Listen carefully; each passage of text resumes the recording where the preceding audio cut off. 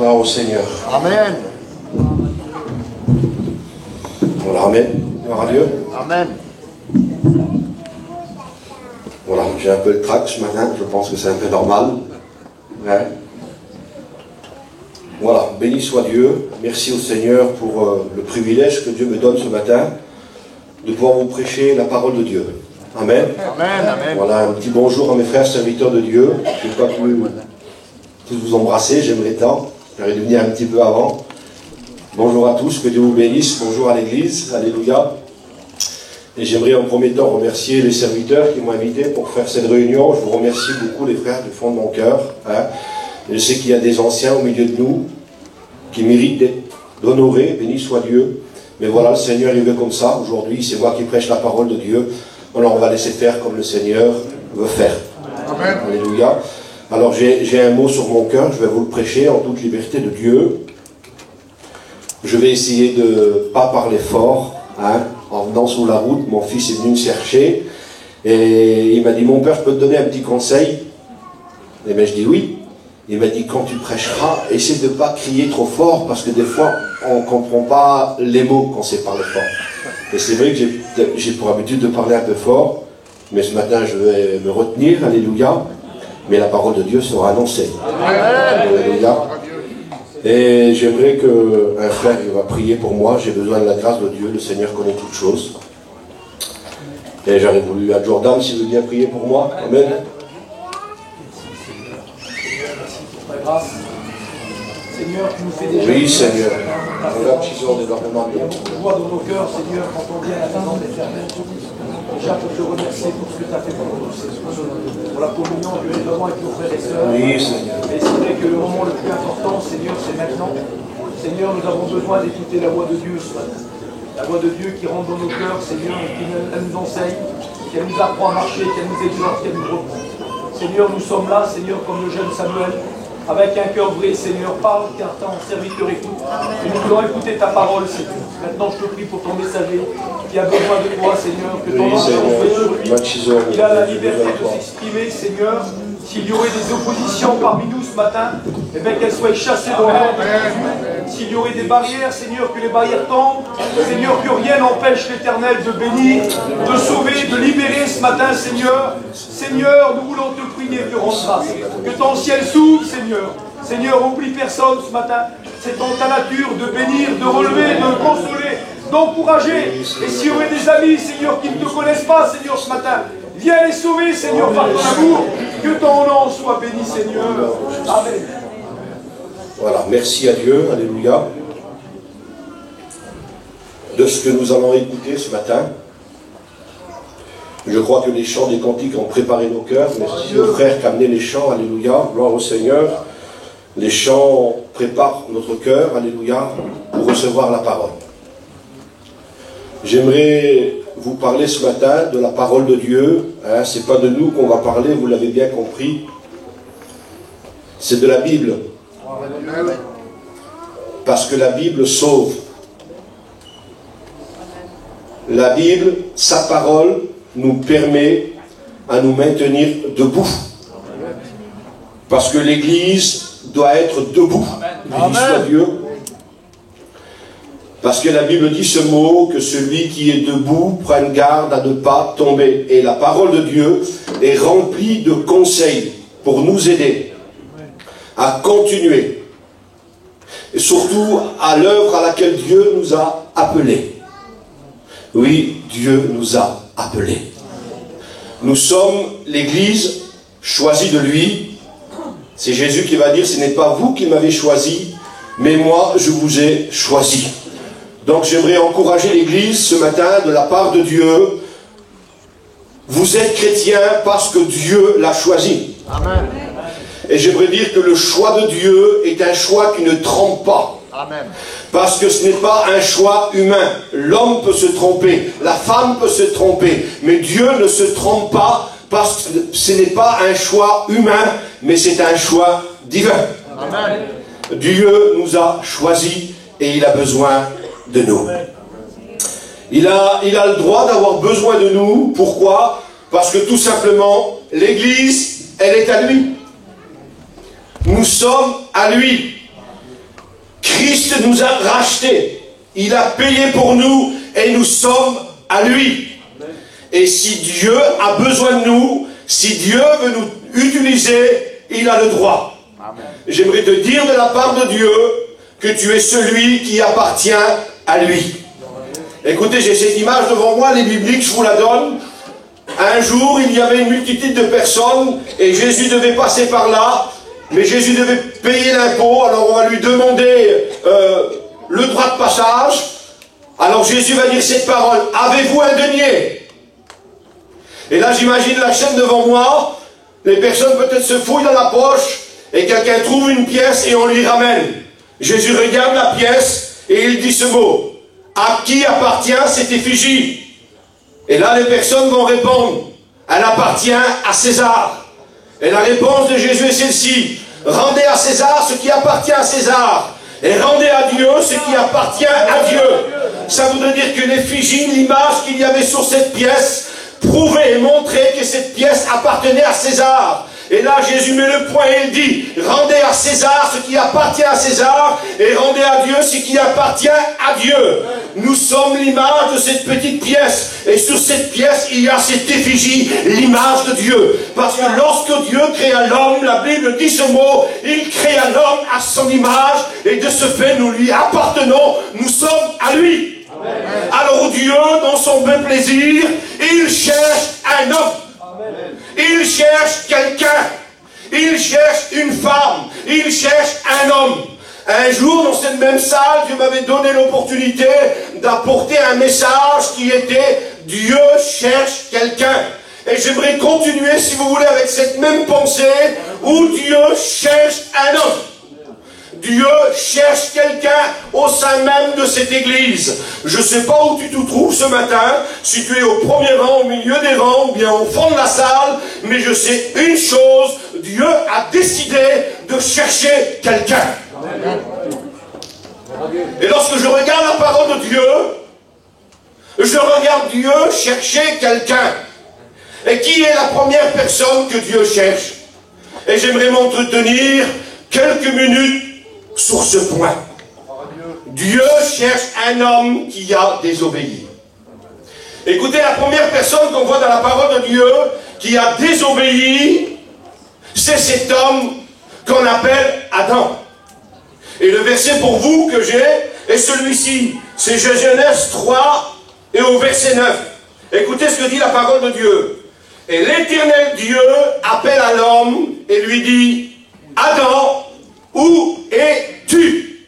Et c'est une question qui est posée maintenant à un homme qui secrètement, à une femme, avait peut-être désobéi à la volonté de Dieu, et Dieu est en train de te chercher et de te dire ces mots, poussés par la parole de Dieu. Où es-tu? Où es-tu par rapport à l'œuvre que Dieu t'a confiée? Où es-tu par rapport à l'éternité que Dieu a préparée pour toi dans le ciel? Dieu te cherche. Où es-tu? Dieu cherche, écoutez, Dieu cherche dans cette même salle 4 types de personnes. 4 types de personnes. Et je crois de tout mon cœur qu'au milieu de cette salle, il y a justement cet homme que Dieu cherche, cette femme que Dieu cherche. Et la première personne que Dieu cherche, c'est un homme désobéissant. J'ai marqué ce mot. Pourquoi Dieu te cherche? Pourquoi Dieu s'est mis à chercher Adam dans le jardin? Est-ce que Dieu l'avait perdu de vue? Est-ce que Dieu ne savait pas où il était? Dieu est Dieu. Et parce qu'il est Dieu, il sait où tu te trouves. Comme ce matin, il sait dans quelle position tu es. Et quand Dieu se met à chercher Adam, il ne le cherche pas parce qu'il ne sait pas où il est, mais c'est une manière de dire à Adam, Adam, qu'est-ce que tu as fait? Adam, dans quelle situation tu t'es mis? Adam, pourquoi tu fuis ma face? Adam, pourquoi n'es-tu plus dans ma présence? Adam, pourquoi tu t'es éloigné de moi? Adam, pourquoi tu m'as désobéi? Et Dieu, je crois qu'il est en train de dire à quelqu'un, pourquoi tu m'as désobéi? Pourquoi tu fuis ma présence? Pourquoi tu t'es éloigné de moi? Parce que Dieu sait quand l'homme est près de lui, mais il sait aussi quand l'homme s'éloigne de lui. Alors Dieu sait où il est, mais Dieu savait pourquoi il le cherchait. Dieu cherche Adam. Dieu, il ne le cherche pas parce qu'il ne sait pas où il est, parce que Dieu lui-même se suffit. En un mot, il n'avait pas besoin d'Adam. Et j'irai jusqu'à dire, je m'excuse de dire ce mot, il n'avait pas besoin de nous ce matin. Parce qu'il est Dieu. Et la Bible déclare que Dieu est omniscient, omnipotent et omniprésent. Ça veut dire que Dieu est celui qui est partout à la fois, il est celui qui peut tout, il est celui qui connaît tout. Alors comment expliquer celui qui peut tout, celui qui connaît tout, celui qui est capable de tout, pourrait avoir besoin de toi ce matin? Lorsque Dieu cherche Adam, il ne le cherche pas parce qu'il ne sait pas où il est. Il est vrai que dans le mot chercher, c'est ignorer. Ce n'est pas savoir où est la chose. Mais quand Dieu cherche, il ne cherche pas parce qu'il ne sait pas où est-ce qu'il est, mais c'est un premier pas que Dieu fait envers l'homme pour lui montrer qu'il l'aime et qu'il veut qu'il revienne à lui. Parce que celui qui désobéit à l'ordre de Dieu, c'est une personne qui va s'éloigner de lui. Tant que Adam et Ève n'étaient pas dans un état de désobéissance, ils étaient près de Dieu, dans la présence même de Dieu. Ils étaient revêtus de la gloire de Dieu. Mais dès l'instant, dit la parole de Dieu, où ils vont désobéir, ils vont fuir la voie de Dieu. Et parce qu'ils vont fuir la voie de Dieu, la Bible déclare qu'une peur va s'installer en eux.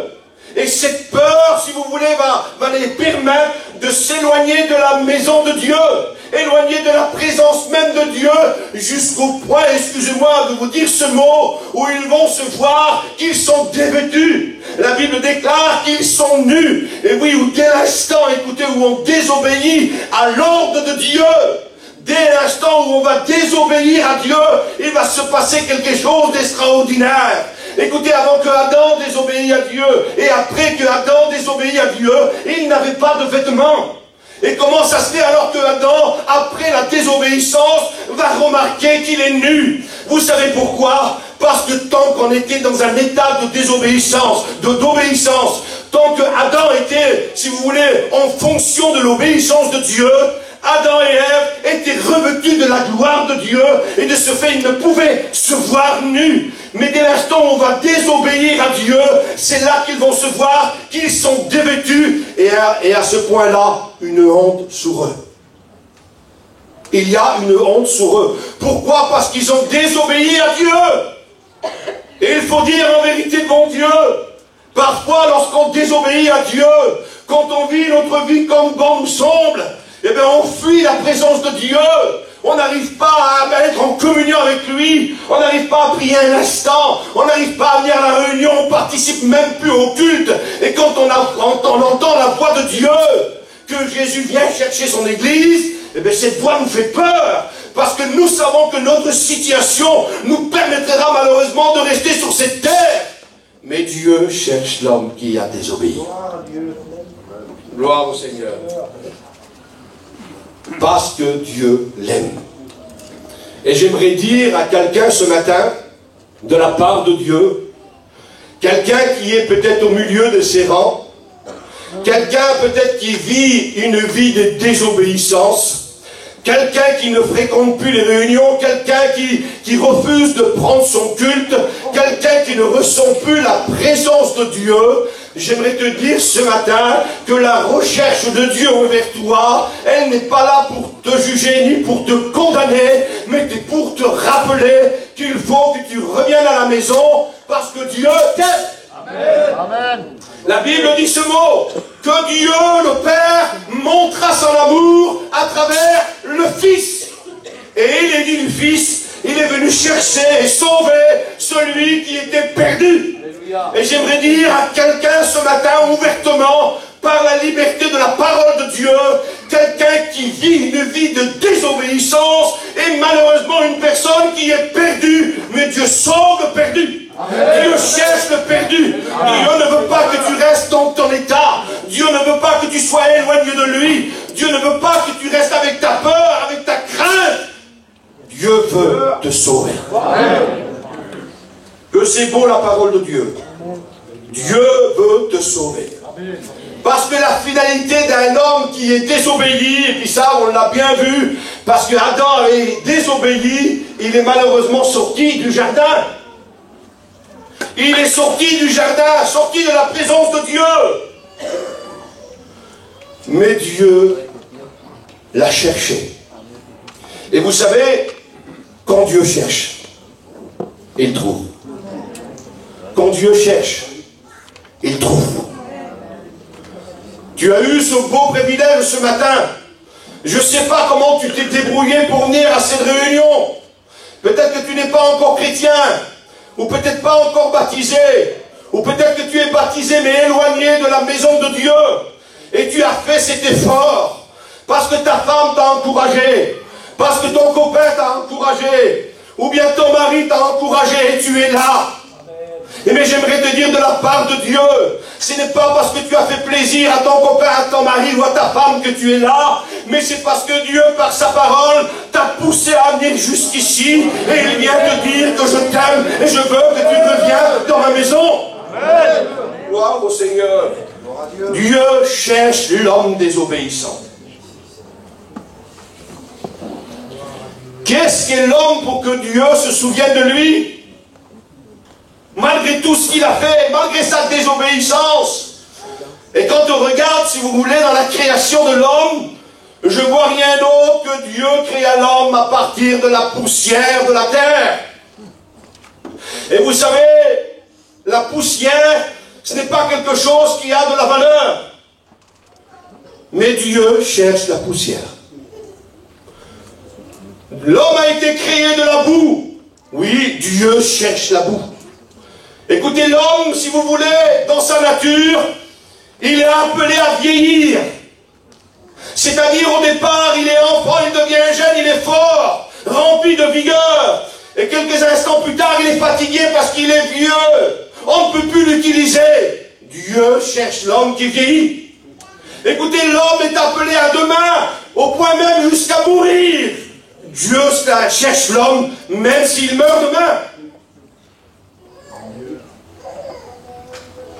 Écoutez, l'homme, la créature la plus compliquée de la terre. Les animaux du temps de Noé n'étaient pas aussi compliqués. À l'ordre de Dieu, les animaux vont entendre la voix et ils vont rentrer dans l'arche pour se sauver. J'aimerais parler à quelqu'un qui vit une vie de désobéissance, qui est devant l'arche mais qui n'est pas encore rentré. Oh, je t'appelle à profiter de cette porte qui t'est grande ouverte, à revenir dans la maison de Dieu.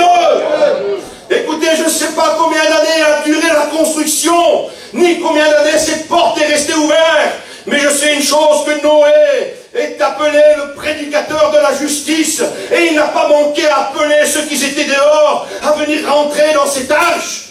Et personne n'en est rentré, si ce n'est que ses 3 enfants, ses 3 belles-filles, lui et sa femme. Mais la Bible dit qu'au bout d'un moment, la pluie commença à tomber. Dieu avait fermé la porte. Et là, la pluie commençait à monter. Et là, l'inquiétude survenue sur ce peuple, ne savant plus quoi faire, sortant de leur maison. Et là, ils viennent devant l'arche et ils voient cette porte fermée. Ne savons pas quoi faire, alors ils crient de toute leur force, « Noé, ouvre-nous » Oui, mais c'était trop tard, parce que Dieu avait fermé la porte. Écoutez, je remarque une chose, tant que la porte de l'arche était ouverte, il n'y avait pas grand monde qui voulait rentrer. Et bizarrement, maintenant qu'elle est fermée, tout le monde veut entrer. J'aimerais dire ce mot. N'attendez pas l'enlèvement de l'Église pour revenir à Dieu. Profite aujourd'hui de ce que la porte de la grâce est ouverte, te permettre de revenir à lui. Amen. Dieu cherche l'homme, béni soit Dieu, qui demain peut mourir tout simplement parce qu'il t'aime. Quel privilège que tu as, mon ami, quel privilège que tu as, mon frère, ma soeur, ce matin, d'être cherché de lui. J'ai mis ce mot.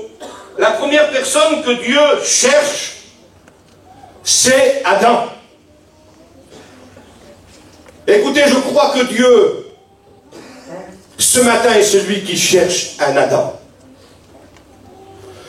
Il y aurait peut-être un Adam au milieu de nous. J'étais moi-même un Adam. Un jeune garçon qui avait accepté le Seigneur, qui a passé par les eaux du baptême. Et puis au bout de quelques temps, je me suis éloigné de lui. Éloigné des réunions, éloigné du culte, éloigné de la communion. Écoutez, j'avais tout perdu parce que j'ai désobéi à la volonté de Dieu. Mais Dieu m'a rappelé. Amen. Dieu m'a rappelé. Il s'est montré à moi. Il m'a cherché et il m'a trouvé. Il m'a revêtu, béni soit Dieu, du son de l'agneau. Et c'est ce qui s'est passé pour cet homme Adam. Lorsque Dieu va le trouver, il va le voir là. Il était peut-être revêtu de feuilles de figuier, mais ça ne suffisait pas pour cacher la honte de sa désobéissance. Il fallait le manteau, il fallait, si vous voulez, le manteau du sang de Jésus. La Bible dit que Dieu va le revêtir d'une peau d'agneau, qui est l'image de l'agneau immolé, qui est mort à la croix, pour cacher la honte qui est sur l'homme désobéissant. Dieu veut te revêtir ce matin. Où es-tu? Dieu te cherche. Lorsque Adam va désobéir, écoutez, il va se passer quelque chose. La Bible dit que Adam va être chassé du jardin. Et dans le texte littéral, on retrouve que le mot chassé, c'est le mot déplacé. Ça voudrait dire en un mot que Adam va être déplacé. Et quand on est déplacé, on a été déplacé de la place qu'on possédait. En un mot, lorsque Adam désobéit, il perd sa place. Et j'aimerais dire à quelqu'un ce matin, peut-être que tu as perdu ta place à cause de ta vie de désobéissance. Lorsque Adam et Ève vont désobéir, ils vont perdre leur joie, perdre leur salut, perdre leur communion, perdre l'onction, perdre leur position, perdre la place que Dieu leur avait donnée. Mais j'aimerais dire à quelqu'un qui vit une vie de désobéissance, Dieu te cherche pour retrouver ta joie, retrouver ta paix, retrouver ton salut, retrouver cette communion dont tu avais avec lui. Souviens-toi, lorsque tu lui parlais, Dieu te répondait. Souviens-toi, lorsque tu l'invoquais, tu ressentais sa présence. Souviens-toi, lorsque tu le demandais, Dieu agissait envers ta prière. Parce que tu étais obéissant envers Dieu, mais qu'est-ce qui s'est passé? Qu'est-ce qui t'a éloigné? Qu'est-ce qui t'a fait quitter la maison? Écoute, j'aimerais te dire de la part de Dieu, Dieu ne veut pas savoir pourquoi tu as fait ça. Ce que Dieu veut, c'est que tu reviennes. Amen. Dieu veut que tu reviennes. Et j'aimerais, si vous voulez, passer à un autre personnage, parce qu'il y avait beaucoup à dire, mais j'aimerais continuer dans le message de Dieu. Dieu cherche un homme désobéissant. Parce que Dieu veut que tu obéis à lui. Dieu ne parle pas seulement pour dévoiler une vie. Dieu parle pour solutionner une vie. Et je crois qu'à travers ces quelques mots que tu viens d'écouter, Dieu a parlé à ton cœur. Garde ce message en ton cœur. Garde-le, parce que Dieu ne met pas dehors celui qui vient à lui. Il sauve la brebis perdue, mais il ramène celle qui s'est égarée. Et puis peut-être que tu t'es égaré à travers ces mois, ou bien à travers cette année. Oh, Dieu se déplace du haut de son ciel et vient te chercher, parce qu'il a besoin de toi. À toi la gloire, Seigneur. Il a besoin de toi. La deuxième personne que Dieu cherche maintenant, c'est une personne que Dieu en a besoin. La deuxième personne que Dieu cherche, c'est un intercesseur. Écoutez, je crois que Dieu, plus qu'hier, dans ses églises, dans des foyers, il a besoin des hommes et des femmes qui intercèdent. Écoutez, je lis pour vous Ézéchiel 22, et verset 30, dit la parole de Dieu. Je cherche parmi eux Un homme qui élève un mur, qui se tient à la brèche devant moi en faveur du peuple. Amen. Écoutez, ce n'est pas parce que Dieu n'a pas la capacité, ce n'est pas parce que Dieu n'a pas la capacité, bien sûr qu'il peut le faire, mais Dieu se sert de son Église. Dieu cherche un intercesseur ce matin. Où es-tu, intercesseur? Un intercesseur, c'est celui qui protège. Un intercesseur, c'est celui qui va prier pour son prochain.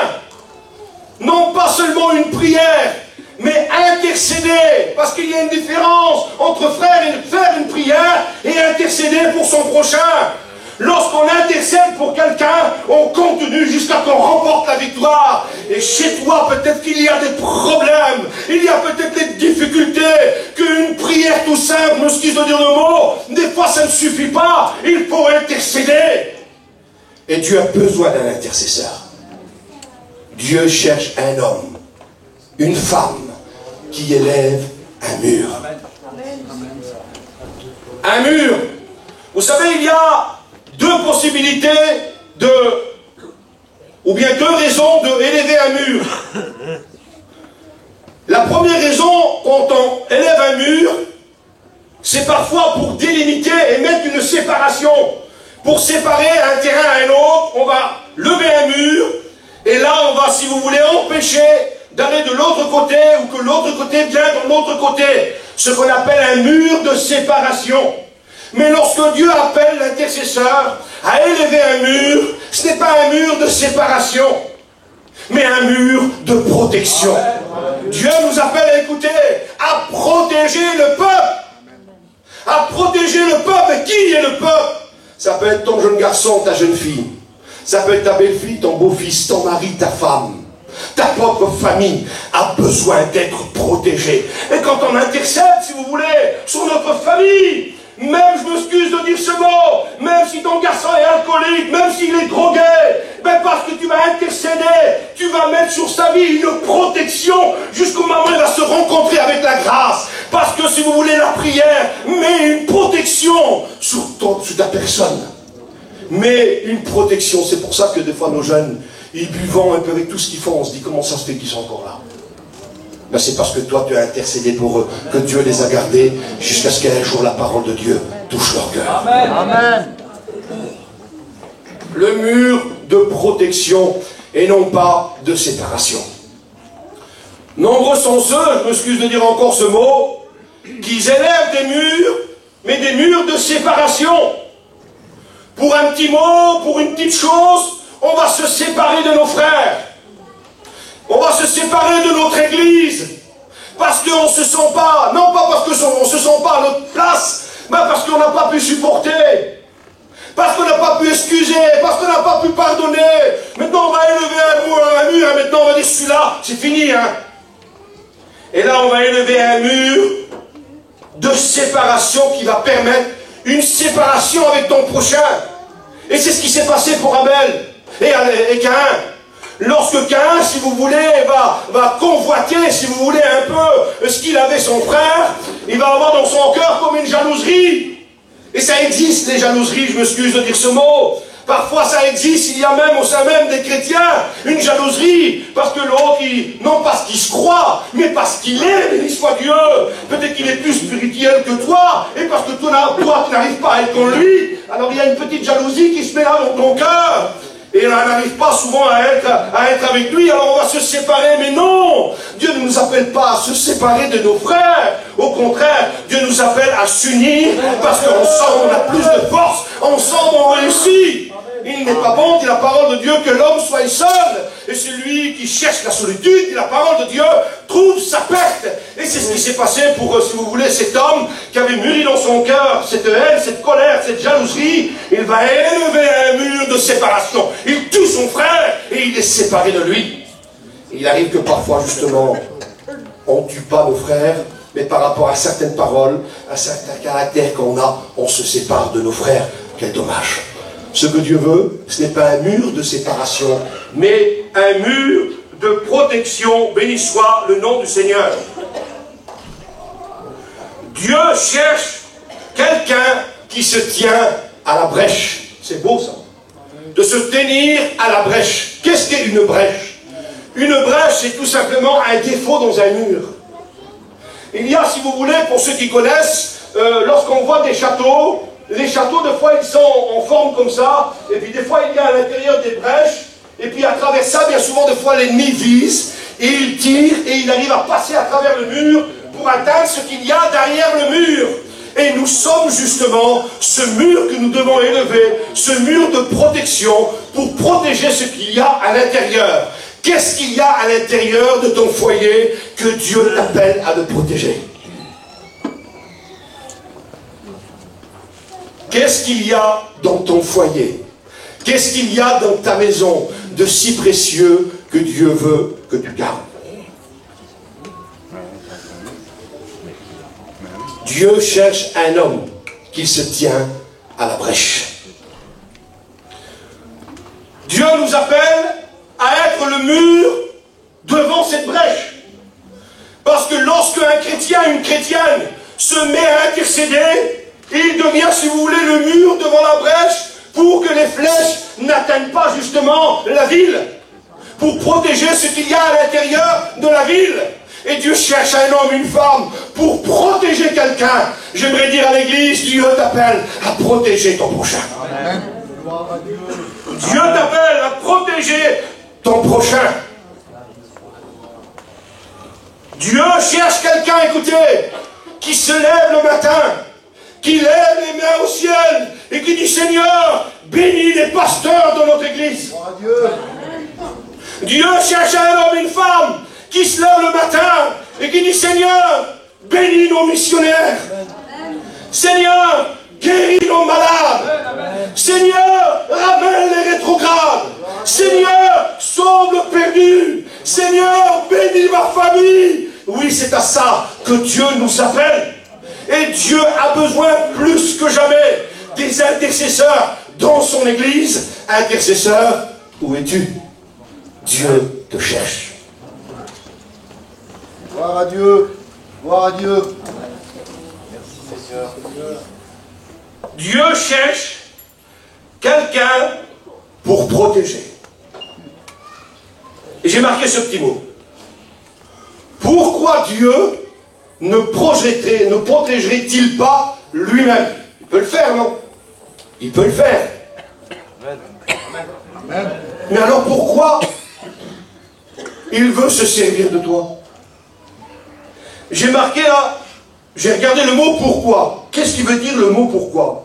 Le mot pourquoi, c'est pour quelle raison? Et c'est aussi dans quelle attention. Et on va changer le mot pourquoi à travers ces deux mots. Et ça va sortir. Pour quelle raison Dieu ne protégeait-il pas lui-même? Ou bien, dans quelle attention Dieu ne protégerait-il pas lui-même? Eh bien, tout simplement parce que Dieu, dans le salut de l'humanité, a voulu collaborer avec l'homme. Dieu veut travailler avec son Église, il a le droit, elle est à lui. Et Dieu vous appelle, chrétiens, chrétiennes, Église du Seigneur, à travailler à son œuvre. Et dans son œuvre, Dieu a besoin d'un intercesseur. Amen. Amen. Gloire à Dieu. Un intercesseur. Béni soit ton nom. Amen. Écoutez cet intercesseur. Il n'a pas besoin d'un titre. Il a besoin d'un fardeau. Cet intercesseur, il n'a pas besoin d'un titre. Il a besoin d'un fardeau. Il faut que Dieu mette sur nos épaules. Non pas seulement des titres pour montrer qui nous sommes et quelle place nous avons, mais nous devons avoir le fardeau des âmes perdues, des âmes qui se sont éloignées de Dieu, des âmes qui sont malades, le fardeau de nos prédicateurs, le fardeau de nos pasteurs, le fardeau de nos missionnaires. Où sont ces hommes et ces femmes que Dieu réclame à intercéder pour ces gens-là? Dieu vous cherche.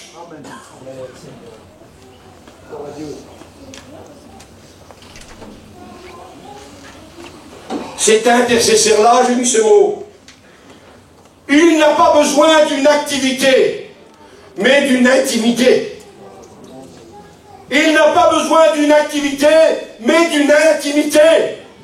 Je pense qu'il y a une intimité beaucoup plus importante. Et Dieu nous appelle à avoir cette intimité. Parce qu'un intercesseur, je m'excuse de dire ce mot, vous ne le verrez pas toujours dans l'activité. Parce qu'un intercesseur, ça ne travaille pas seulement, ça prie. Et pour prier, il faut avoir un coin intime. Et Dieu nous appelle à passer du temps avec lui. Alléluia. Non pas toujours du temps pour lui, mais du temps avec lui. Amen. Gloire à Dieu pour le temps pour lui. Mais Dieu s'intéresse à un temps avec lui. Il a besoin de te répondre lorsque tu lui parles. Amen. Tu as besoin de lui parler pour qu'il te réponde. J'ai marqué aussi ce mot. Il n'a pas besoin d'un programme, mais il a besoin d'être inspiré. Oui, gloire à Dieu. Gloire à Dieu pour l'inspiration. Il faut que l'Église doit être inspirée. Il faut que le serviteur de Dieu doit être inspiré. Écoutez, je ne néglige pas le programme de cette Église. Je sais que dans cette Église, il y a un beau programme. Tous les lundis, il y a un jeûne et prière, si je ne me trompe pas. Il y a la réunion le mercredi, la réunion le vendredi, le dimanche, le culte. Et puis encore d'autres choses que je ne sais pas. Gloire à Dieu pour le programme de l'Église. Mais tu dois savoir, l'Église du Seigneur, tu ne dois pas seulement dépendre du programme de l'Église, tu as besoin d'être inspiré. Lorsque tu es chez toi et que le Saint-Esprit vient à toi et qu'il dit maintenant, il faut que tu pries pour ce malade, il faut que tu pries pour ce serviteur, il faut que tu pries pour ce rétrograde. Nous devons être inspirés, béni soit Dieu, et se mettre à part et de faire ce que Dieu nous demande. Dieu a besoin de tels hommes et de telles femmes. J'ai marqué aussi ce mot, cet intercesseur, il n'a pas besoin d'être connu, mais il a besoin d'un lieu secret. Un lieu où on ne se voit pas. Un lieu connu, c'est un lieu où il y a souvent beaucoup de personnes, et là on se voit et on est connu. Mais écoutez, un intercesseur, ce qui l'intéresse, c'est pas d'être connu, mais c'est d'avoir un lieu secret. Amen. Et j'aimerais dire à quelqu'un ce matin, tu as besoin d'un lieu secret. Il faut que tu crées toi-même ton lieu secret, parce que les lieux secrets, ça paye. Il y a eu un jour un lieu secret pour ma part, secret dans cette chambre haute. Ils se sont mis dans ce lieu secret, un lieu différent des autres, c'était une chambre haute, et lorsqu'ils vont se mettre à intercéder, la Bible dit que le Saint-Esprit va tomber sur eux. Et nous avons besoin justement d'un lieu secret. Et d'abord Jésus va conseiller, lorsque tu veux prier, entre dans ta chambre et prie ton Père qui est là dans le lieu secret. Oui, parce que dans le lieu secret, le Père, il y est. Amen. C'est pour ça que Dieu nous conseille de venir dans ce lieu secret. Amen. As-tu un lieu secret? As-tu une heure particulière? As-tu un moment pour Dieu? Dieu t'appelle à avoir un lieu secret. Parce que j'aimerais dire cette parole de la part de Dieu. Tous ceux qui espèrent d'être vus doivent d'abord trouver le lieu secret. Un lieu secret dans lequel Dieu te permettra de grandir. Un lieu qui nous appelle à s'abaisser. Un lieu qui nous appelle à s'agenouiller. Un lieu qui nous appelle à lever les mains. Un lieu qui nous appelle à s'humilier. Oui, parce que quand quelqu'un s'humilie, dit la parole de Dieu, Dieu l'élève. Et tous ceux qui espèrent être élevés doivent avoir leur lieu secret. J'aimerais dire à un intercesseur ce matin que Dieu pour toi a un lieu secret. Et dans ce lieu secret, ton Père, il y est. Et tes demandes seront accomplies. Gloire au Seigneur. Tu es vivant, Seigneur. Il n'a pas besoin d'un confort. Il a besoin de protéger la ville. Alors je continue maintenant sur la troisième personne. La troisième personne que Dieu cherche, c'est un gagneur d'âme. Oui, Dieu a besoin dans son Église des gagneurs d'âmes.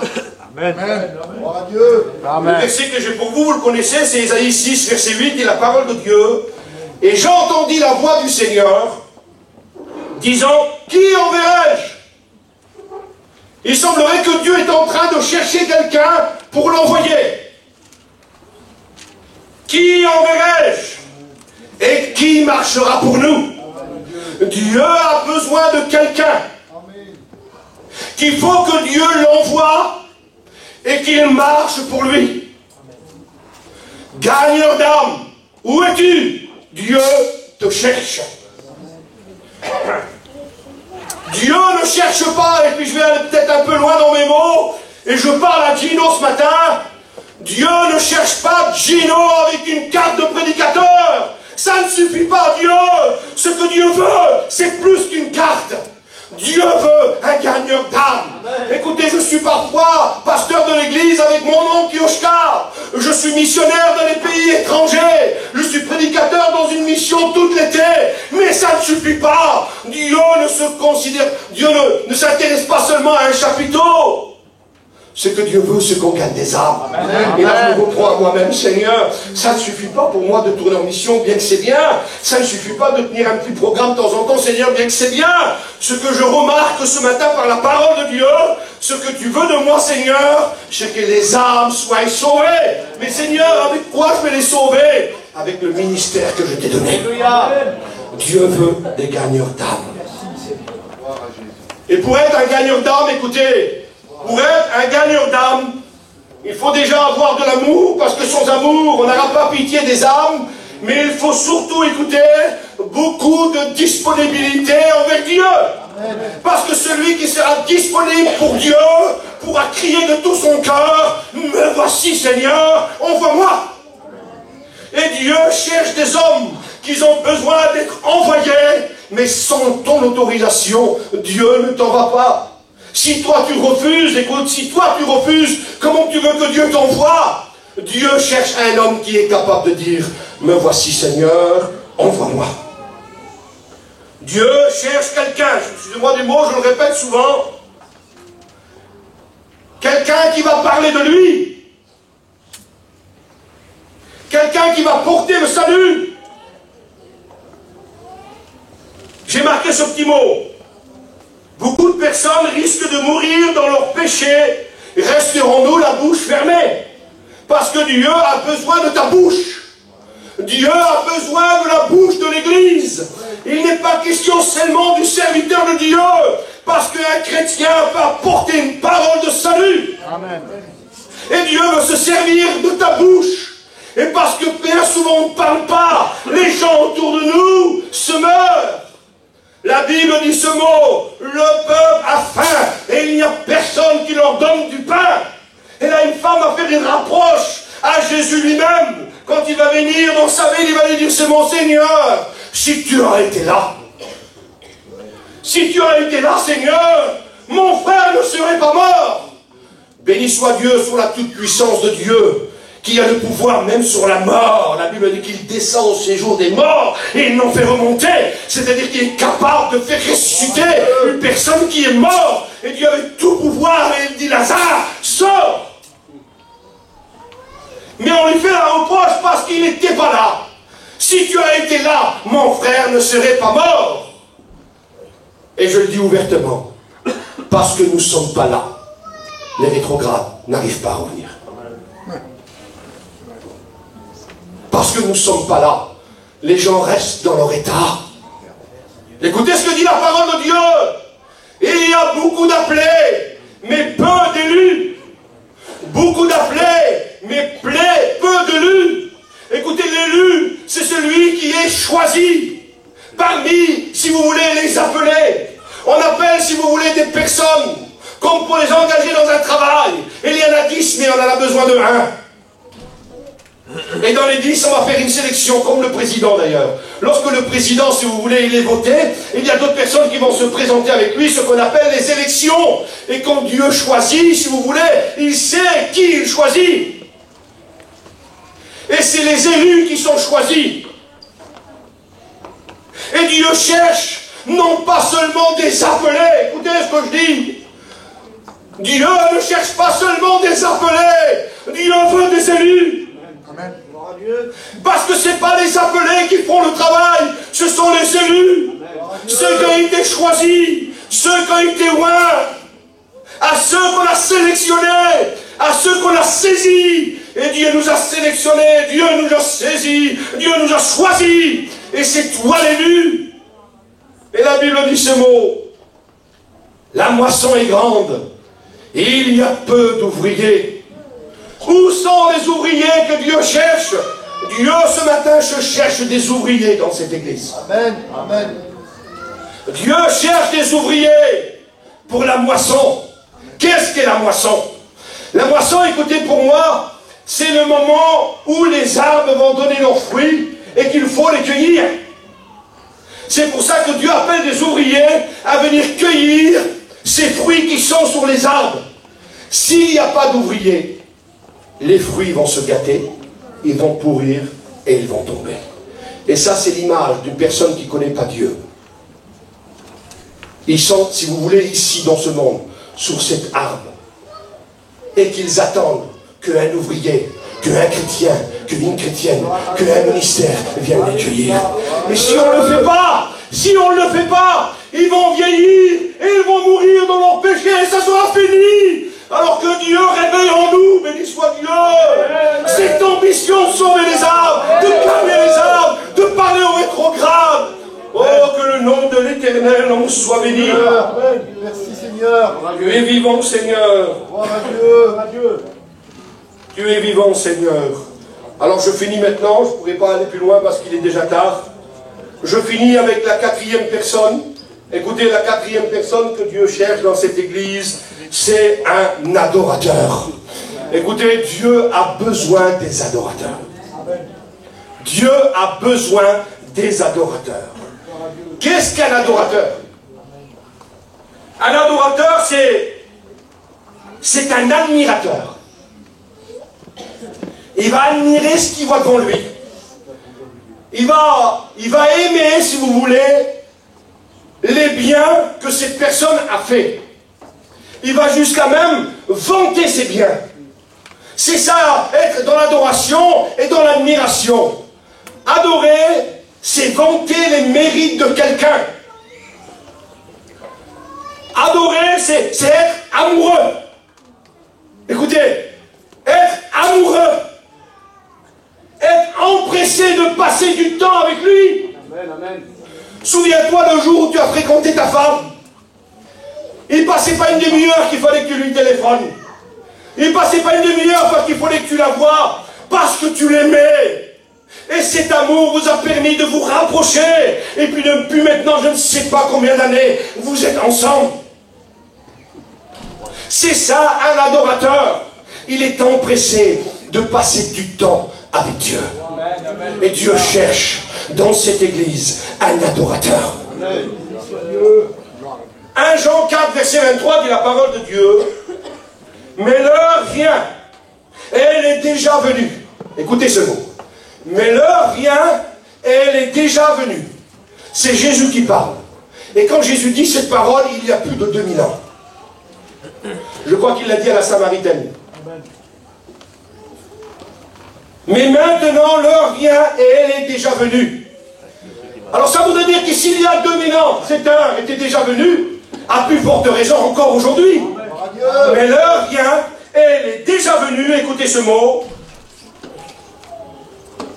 où les vrais adorateurs adoreront le Père en esprit et en vérité. Et écoutez maintenant, car ce sont là les adorateurs que le Père demande. Et dans le mot demander, c'est le mot chercher.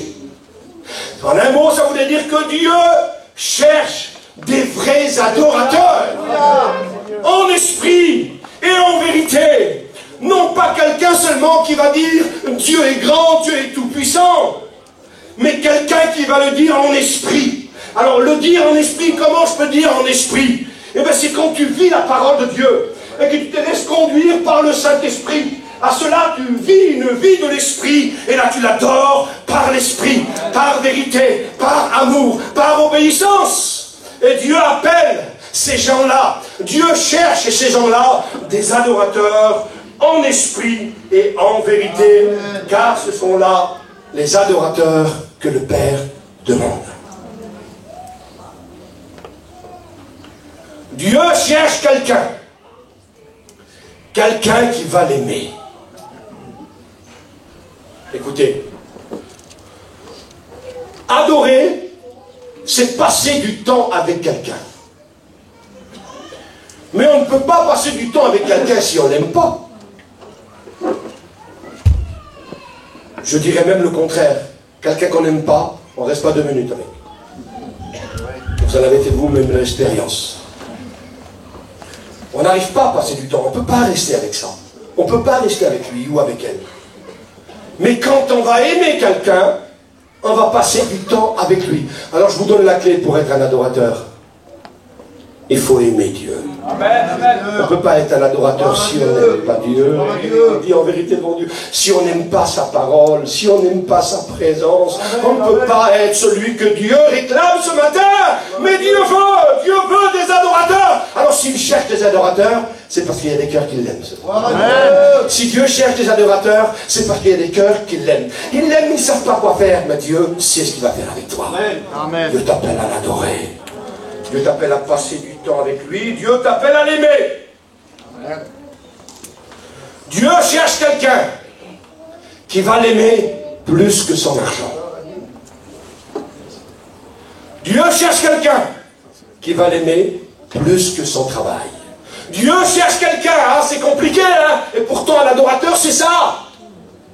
La Bible dit, fais de l'Éternel tes délices. Ça veut dire, c'est quoi un délice? On va manger plusieurs choses, mais dans ces 5 choses, il y en a un, c'est un délice. Il est meilleur que tous les autres. Ben, il faut que l'Éternel soit ton délice. Il faut que Dieu soit meilleur que ton travail. Il faut que Dieu soit meilleur que ton argent. Dieu t'appelle à l'aimer plus que toi-même, plus que ton argent. Dieu t'appelle à l'aimer plus qu'une bénédiction. Eh bien, c'est rare ça. Dieu nous appelle à l'aimer plus qu'une bénédiction. Oui, parce qu'il y en a des fois qui aiment Dieu pour avoir la bénédiction. Mais Dieu, ce qu'il recherche dans l'adorateur, c'est pas de l'aimer pour ce qu'il donne, mais de l'aimer pour ce qu'il est. Amen. Dieu cherche quelqu'un qui va l'aimer, j'ai mis ce mot, plus qu'un accomplissement d'une promesse.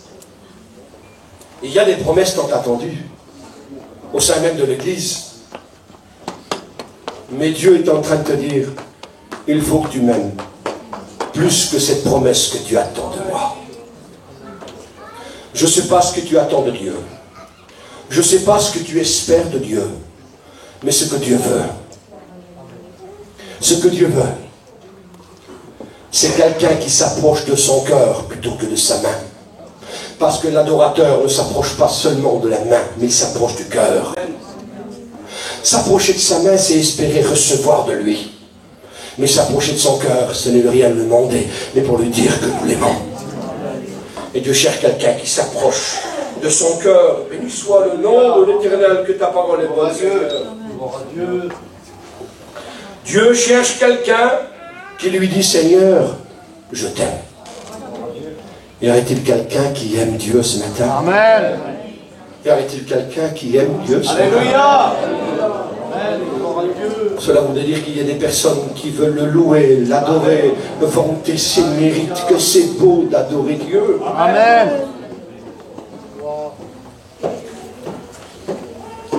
J'ai marqué ce mot. Dieu est riche en créatures, parce qu'il y a beaucoup de personnes sur cette terre. Hein. Je ne sais pas, il y a combien de personnes sur cette terre? 7 milliards, je crois, c'est ça? Presque 8 milliards. Dieu est riche en créatures. Mais malheureusement, il est pauvre en adorateurs.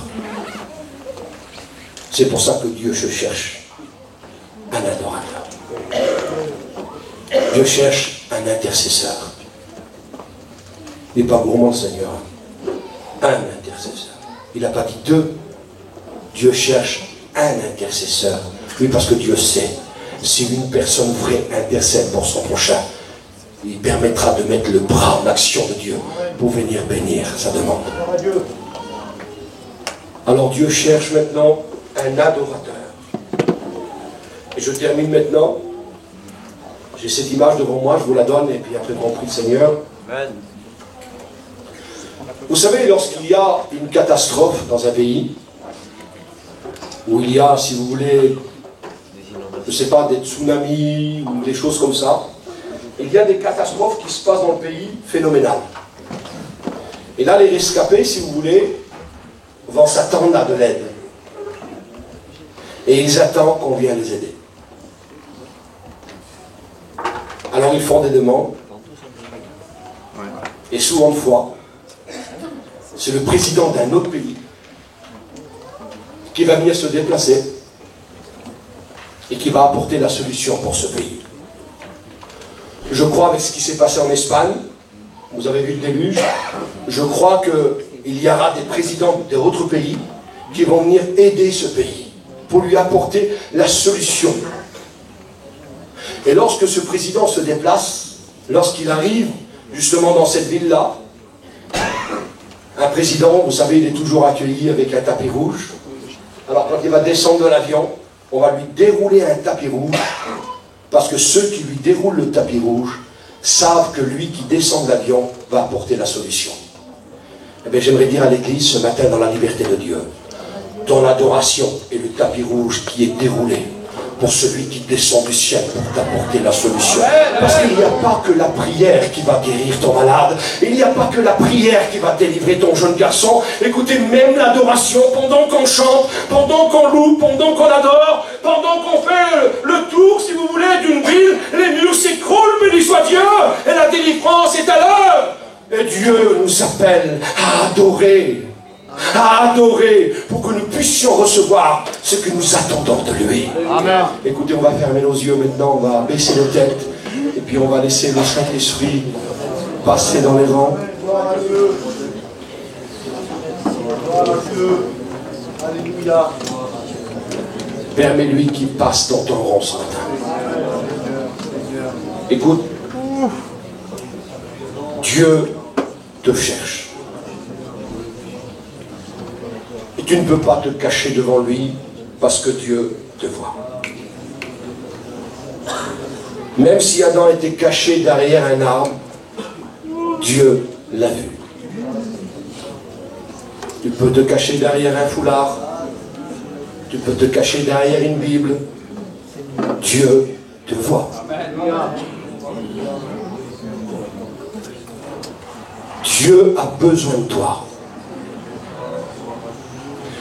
Est-ce que tu es prêt maintenant à répondre au message de Dieu? Dieu a appelé ce matin 4 types de personnes.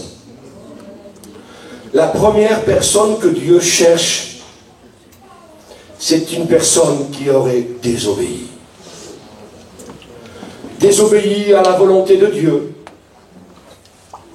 Désobéi à la voix de Dieu. Peut-être que tu n'as pas fait ce que Dieu t'avait dit de faire. Peut-être que tu as fait ce que Dieu t'avait dit de ne pas faire. Peut-être que tu es allé dans un endroit où Dieu t'avait dit de ne pas aller. Ou alors tu devais aller dans un endroit que Dieu t'a dit et tu n'es pas allé. Et pour ce fait, tu te reprends en toi-même et tu te culpabilises et puis tu es là et puis tu te caches et tu te dis j'aurais dû le faire, j'aurais dû le faire, j'aurais dû le faire. Eh bien j'aimerais te dire que toi qui es là ce matin, toi qui n'es pas toujours obéissant à la parole de Dieu, Dieu t'appelle. Dieu te cherche. Écoutez ce que dit dans la liberté de Dieu. Tu ne peux pas être un adorateur si tu n'es pas un homme désobéissant. Obéissant. Tu ne peux pas être un intercesseur si tu n'es pas un homme obéissant. Tu ne peux pas être un gagneur d'âme si tu n'es pas un homme obéissant. Écoute, Dieu t'appelle à obéir à lui. Et je lance cet appel maintenant dans la liberté de Dieu. Si tu aurais désobéi à Dieu, si tu n'aurais peut-être pas fait toujours ce que Dieu t'a demandé, Peut-être que tu te reprends toi-même et tu te dis, Seigneur, je ne suis pas toujours comme toi, tu le veux. Seigneur, tu vois ça, je n'aurais pas dû le faire. Seigneur, tu vois là-bas, je n'aurais pas dû aller. Seigneur, tu vois ma situation. Je me reprends, Seigneur, je me culpabilise, Seigneur. Je suis triste dans mon cœur. Mais j'ai besoin que tu me parles, Seigneur. Mais voilà, Dieu t'a parlé. Dieu te cherche. Où es-tu? Lève ta main, personne ne te regarde, je vais prier pour toi. Lève ta main, n'aie pas honte. N'aie pas honte. N'aie pas honte de dire à Dieu, Seigneur, c'est vrai, je n'ai pas toujours fait ce que tu m'as dit. C'est vrai, Seigneur, je n'ai pas toujours été obéissant comme toi. Il n'est pas question de péché, vous l'avez bien compris, mais il est question de désobéissance et d'obéissance envers celui que tu sers. On ne peut pas servir quelqu'un, écoutez, si on le désobéit, et Dieu nous appelle à l'obéir, alors où es-tu? Dieu cherche un homme, une femme qui va l'obéir. Lève ta main à ta place, je vais prier pour toi. Allez, sois courageux. Sois courageuse. Je crois que Dieu ne se trompe pas.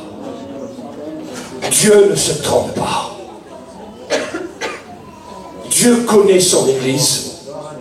Je ne voudrais pas, si vous voulez, m'attarder et insister sur cette première appel, bien qu'elle te dérange. Parce qu'il y a ici ton pasteur. Ou bien parce que tu es assis à côté de ta copine qui est spirituelle, gloire à Dieu. Et tu ne voudrais pas t'afficher. Eh bien, j'aimerais te dire que ta copine ou ton pasteur n'ont pas la solution pour toi. Et Dieu ne t'appelle pas à obéir à ta copine ou seulement à ton pasteur. Si tu dois obéir officiellement à quelqu'un ce matin, c'est à Dieu. Amen. Alors lève ta main, obéis-lui, sois obéissant vers lui. Écoutez, je passe maintenant à la deuxième appel. La deuxième appel, il était question d'un intercesseur. Un intercesseur, c'est celui qui va protéger. Protéger son entourage, protéger sa famille, protéger ceux qui sont autour de lui. Le mal que tu as dans ton cœur pour les malades, le mal que tu as dans ton cœur pour les rétrogrades, pour les perdus, Dieu t'appelle à intercéder pour eux. Dieu te cherche, tu es où? Lève ta main, je vais prier pour toi. Dieu se veut dans cette église. Dieu veut établir dans cette église un intercesseur. Lève ta main. Où es-tu, intercesseur?